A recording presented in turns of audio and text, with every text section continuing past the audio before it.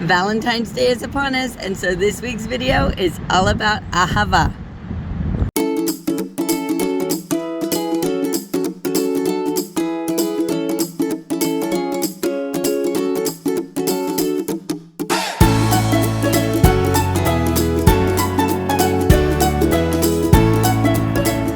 All right, in the honor of the week of love, today we are going to talk all about love. They say that in Greek there are many words for love, and I'm sure that's probably true on some level in many languages. But this shoresh, Alef Hay Bet, refers to love between couples, love for the Lord, love for our family members, and love for friends. I first want to mention that in Israel, they have their own holiday for romantic love, and that is Tu B'Av, which is the 15th of the Hebrew month of Av. This year, 2025, Tu B'Av starts on the 8th of August at sundown, but I have other shorashim planned for that week, so we are going to be talking about love this week. In the Tanakh, we have one verb, which is a pa'al verb, which means to love. And when it's written in its infinitive form, it's usually written le'ahava. Only once do I see it written le'ehov, and that's in Ecclesiastes 3:8. And le'ehov is the infinitive that's used today in modern Hebrew. The JPS translates this verb as to love, to favor, to befriend, to be in love with, to prefer, to desire, to like, to take a strong liking to, and to dote on. In one particularly disturbing incident, the root is used for the feelings that Amnon has for his half-sister Tamar, and that was definitely not love. But most of the time there is some kind of affection or strong feelings. In modern Hebrew, it means to love or to like, and we can use it for people as well as things or verbs. So I could say, Ani ohevet et haben sheli, I love my son. Or, Ani ohevet pizza, I love pizza. Or, Ani ohevet la'asot ski mayim, I love to water ski. Back in the early 90s when I was in college, we learned this somewhat clunky but also poetic phrase to say I like something. And it's only clunky because it's difficult for us Hebrew learners to get through it. But I think it's actually quite beautiful. So if we want to say we like something like pizza, we would say, pizza motzet chen be'enai. And it literally means, pizza finds favor in my eyes. So this phrase comes from the Noah story, where it says Noah found favor in the eyes of the Lord. And as an English speaker, it was so hard to remember to start the sentence with the thing that we like, rather than the word I or whoever is liking the thing. And then we also had to remember how to conjugate the verb limtso, which means to find. We had to conjugate it according to the liked thing, the object or whatever it was. And then we also have to decline the word eyes correctly for the person who likes, who's feeling the affection for something. This phrase is still used today.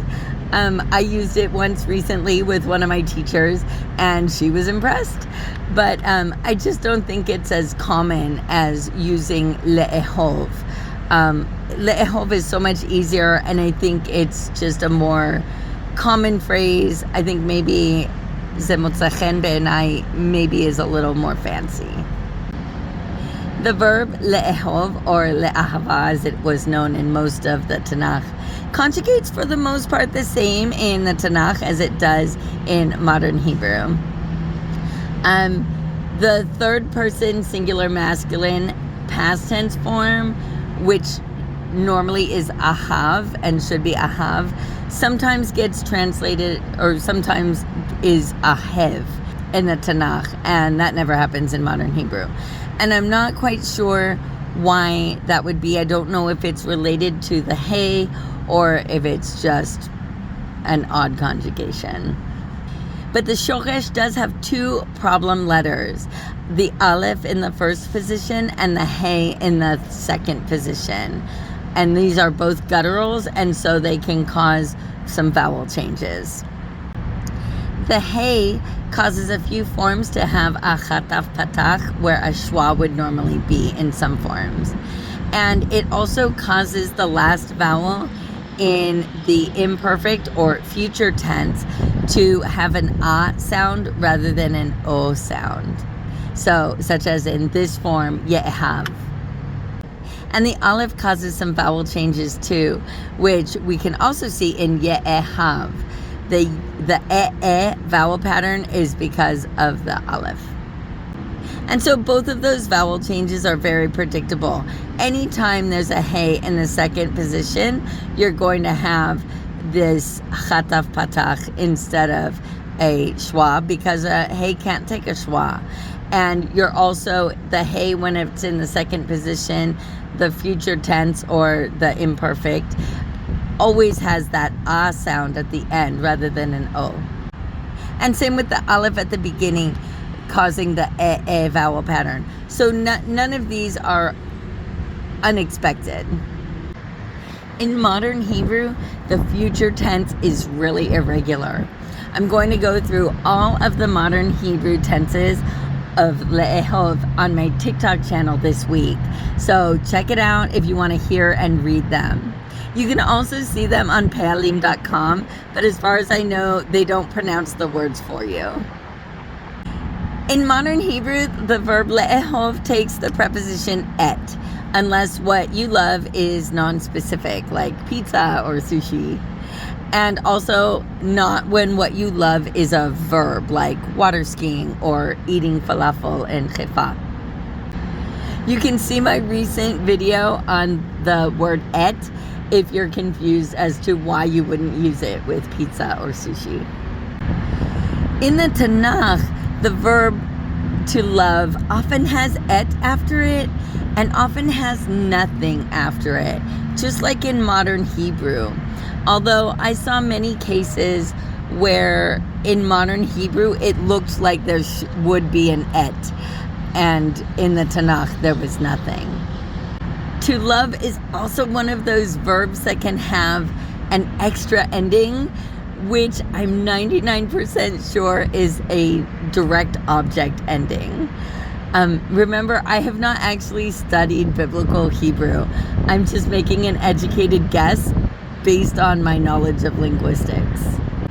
So you'll often see verbs like ye'ehavani, where the ye prefix means the subject who, which means he, the third person singular masculine, and the ani at the end here means me, the object form of the first person singular. But that's not all. We also see ahevucha, where the u here in the middle means the third person plural, so they, and the cha at the end is the singular masculine you, and that means they love you. So there's all kinds of forms of le'ehov in the Tanakh that have those two complements, the subject and the object, they're attached to the verb. But something really interesting to me is that there are also 3 times that after the verb to love, we get the preposition le. And this never happens in modern Hebrew. And it seems to have the exact same effect as the verb with et. When I was doing my master's degree, I had a project where I did some research into a verb change in Spanish. And this one particular verb went through a short period where it used all kinds of different prepositions before finally settling on the one preposition that is still used today. So I think languages are always changing, and seeing weird little outliers like this is not too surprising. Anyway, in modern Hebrew, there is also a nif'al verb, lehe'ahev, which is passive. It means to be loved. And there is also a hitpa'el verb, lehitahev, which means to fall in love. And that verb takes the preposition be. So I could say, hitahavti beba'ali. I fell in love with my husband. Okay, enough about verbs. In the Tanakh, there are 3 nouns with the shoresh Alef Hay Bet. The main one is ahava, which just means the noun love. And that's pretty self-explanatory. It still exists in modern Hebrew. In the Tanakh, twice we see it with the plural masculine ending, ahavim, but it still is translated the same, love.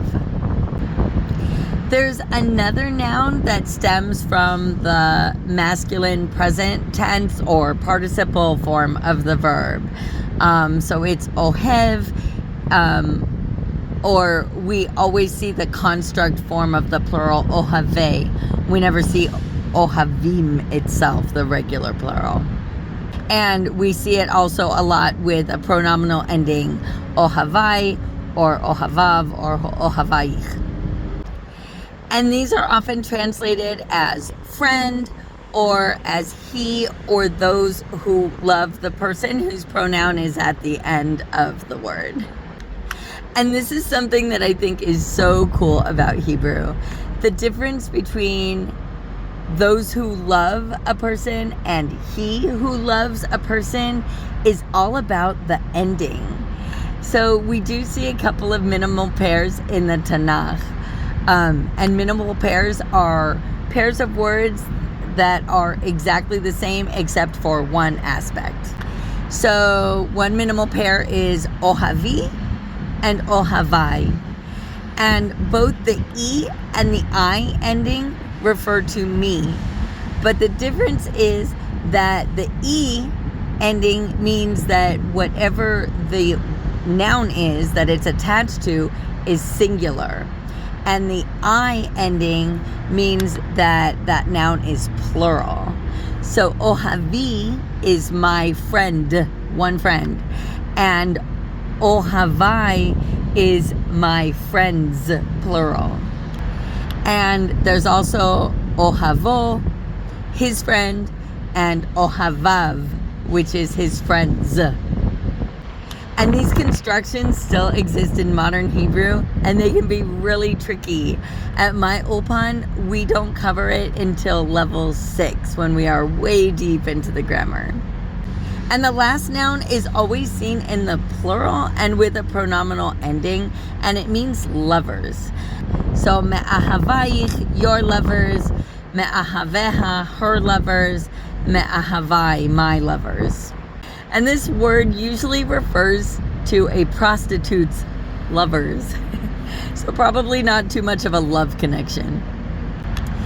So ahava is still a very commonly used word, and me'ahev as lover is in the Academia's website as a word in modern Hebrew, but Pealim doesn't have it, and I've never seen it in the wild, so I think it's really not that common to use. And ohev as a noun does not seem to exist in modern Hebrew. But we do have a new modern noun in modern Hebrew, and that is hitahavut, which is the shem peula, or the verbal noun of the hitpa'el verb lehitahev, and it means infatuation or crush. And lastly, in the Tanakh, we see the past participle ahuv or ahuva a handful of times, meaning loved, beloved, or befriended. And this also exists in modern Hebrew, referring to beloved people or other things like beloved books. When I was in college, I had a friend named Ahuva, which means beloved. And one way that the past participle gets used in modern Hebrew is with the preposition al to mean a favorite thing. So if I want to say that my favorite movie is Star Wars, I would say Haseret ha'ahuv alai hu milchemet hakochavim. But I've also heard it said this way: הסרט שאני הכי אוהבת הוא מלחמת הכוכבים. And הכי means most. So this is more like the movie I love most is Star Wars. So basically same thing. And there's another adjective, me'ohav, which means enamored or in love with. And it's not in the Tanakh, but it's not exactly a new word. One of my etymological dictionaries dates it to the post-biblical era, which is basically the era way back just after the Tanakh was compiled. So it's definitely an older word. And me'ohav is followed by the preposition be. So again, I could say, ani me'ohevet beba'ali. I'm in love with my husband.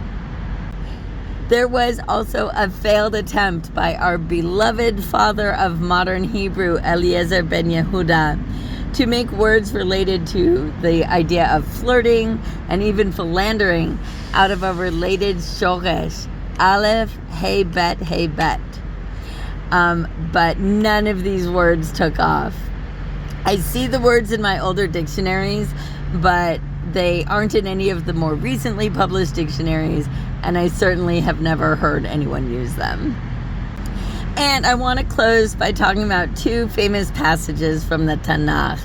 At least they're famous to Jewish people. The first is from Leviticus 19:18, and it says, "Ve'ahavta l'reacha kamocha." You shall love your neighbor as yourself, which has become a version of the Golden Rule.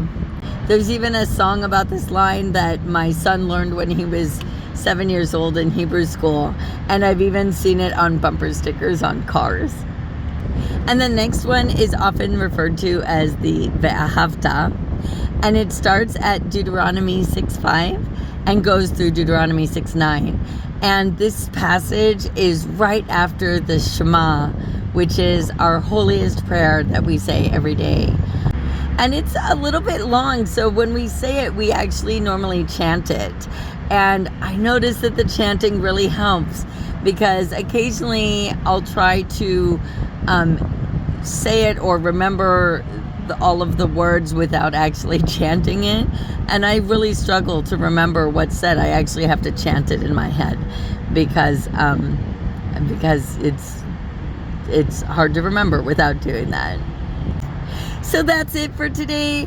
Now you know all about the Hebrew words for love, and you are ready for Valentine's Day. If you have any questions or feedback, please leave them in the comments, and I will do my best to respond. And if you want to see more about the words from this shoresh, remember to check out my TikTok channel, Hebrew Help with Sapir. Hit like if you enjoyed this video, and subscribe and press the notification bell if you want to see more. Lehitraot b'pa'am ha'ba'ah. See you next time.